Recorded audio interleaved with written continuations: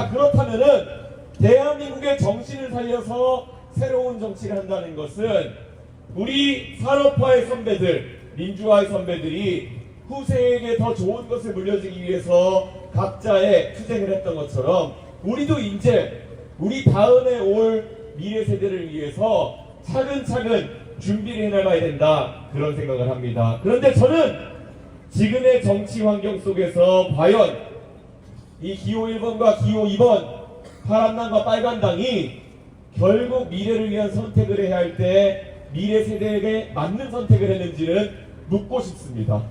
최근에 국민연금 개혁에 대해서 양당이 합의를 했습니다.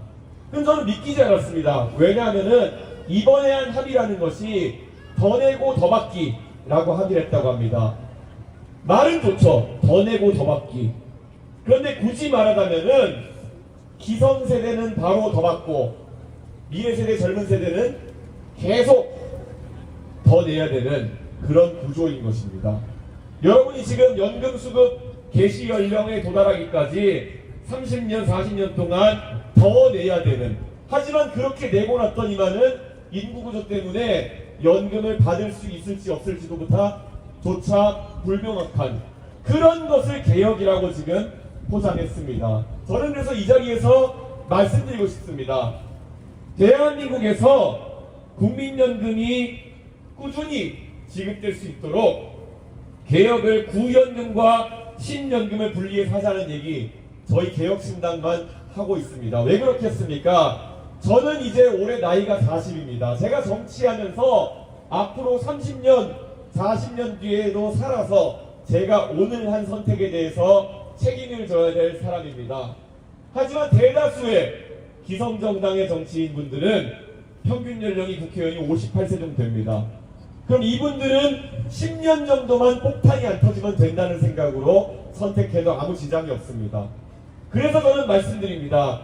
대한민국의 미래 30년, 40년 뒤에도 지속 가능해야 되고 그게 바로 저와 여러분 그리고 우리의 다음 세대가 살아가야 할 대한민국이기 때문입니다. 프랑스에서도 마크롱 대통령이 30대의 대통령이 됐더니 결국은 개혁의 길을 나섰습니다.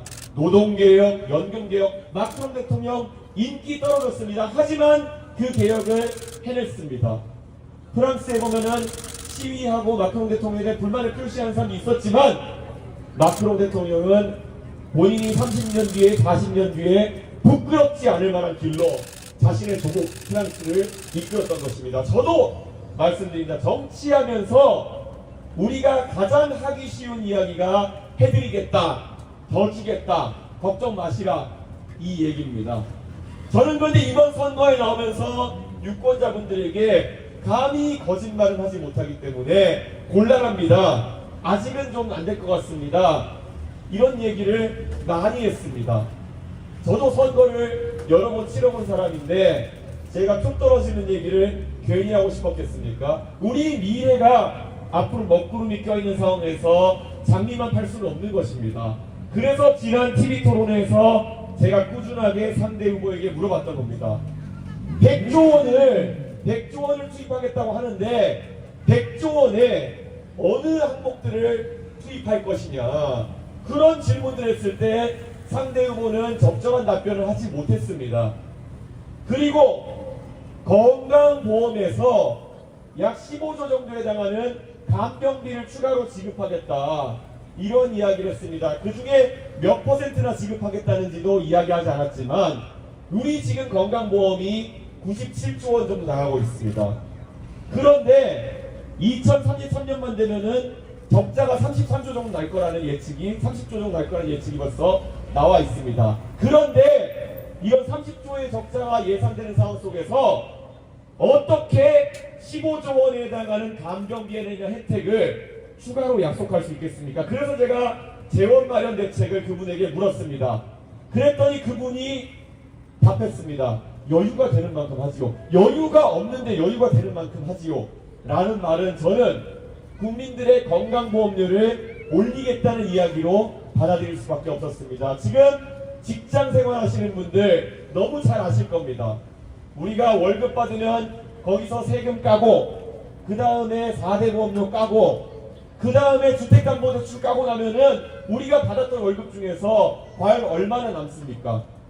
저는 대한민국의 젊은 세대가 가처분 소득을 많이 남겨서 이 공덕역에서 뺏어만 다니는 게 아니라 먹을 것도 좀 먹고 가족들과 회식도 하고 사고 싶었던 물건도 사고, 그러려면 우리가 과도한 세부담이나 4대 보험료 부담이 있어서는 안 되는 겁니다. 그래서 저는 우리가 과감하게 불필요한 복지에 대해서는 삭감을 해야 되는 것이 아니냐라는 이야기를 하고 있는 것입니다. 지금 우리나라에서 건강보험 혜택 중에서 정말 사람을 살리는 데 필요한 혜택도 있지만은 때로는 봤을 때 그냥 매일매일 병원 가도록 유도하는 그런 혜택들도 많이 있습니다. 전 세계적으로 MRI 같은 경우에는 매우 고가의 고급 의료 서비스지만 몇 년 전에 MRI가 대부분 급여화되면서 우리나라에서는 기본적으로 해야 되는 의료행위처럼 되어버렸습니다. 병원에 가면은 실비 얼마까지 되세요? 거기에 맞춰서 진료를 하는 경우도 있습니다.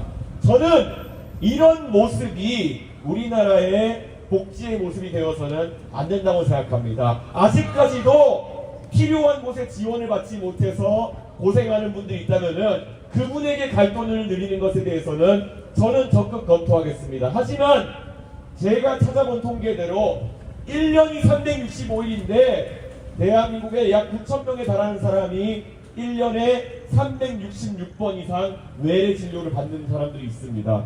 저는 그렇다면은 이 돈이야말로 도덕적 해이에 가까운 돈이다. 저는 그렇게 생각합니다. 여러분이 열심히 번 돈으로 누군가가 의료 쇼핑을 하고 있고 나이로 환자가 된다고 한다면 그것은 정치인이 바로 잡아야 되는 행동입니다. 우리가 봤을 때 의료 행위 중에서도 과학적으로 그 효능이 입증되지 않은 의료 행위들이 있습니다. 거기에 만약에 건강보험료가 과도하게 투입된다 그러면 저는 거기에 대해서는 지적하는 정치인 되겠습니다.